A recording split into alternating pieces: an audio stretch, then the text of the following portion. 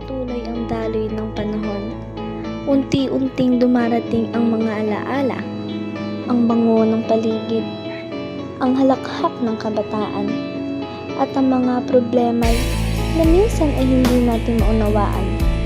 Ang pagkakaibigan ay tulad ng hangin, hindi laging nakikita, ngunit lagi mong nadarama, at dito ko natagpuan ang tunay na tahanan.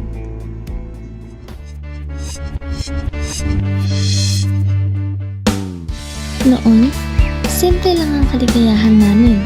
Isang laro, isang tawanan, isang tuksuan lamang, sapat na. Ayoko na nga. Di ba na tayo laro? Sige, anong laro? Ikaw. Hindi nga kumakampanuta. Wait ah. Uy, ayun, may bato. Bato lang yan sa iba, pero para sa amin, siya namin isinusulat ang saya, hanggang sa natuklasan namin ang Uy, ano ba yung pinasusulat mo ang labo? Bato. Bumili ka na lang ng iba dun. Ano ba siya? Chok. Saan? Crazy Wise Chok tayo dyan. Uy! Chok! Pabili nga kaya? Sige anong kulay yan? Pink.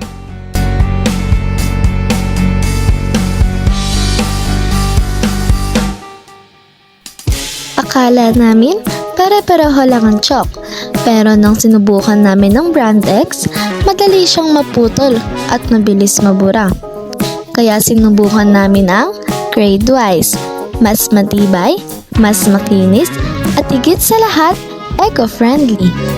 Sa simpleng chalk na to, nabigyan kami ng pagkakataong maglaro, matuto, at magbahagi ng kulay sa mundo. Sa bawat guhit, may alaala. Sa bawat kulay, may kwento. Kamay ah? Yeah.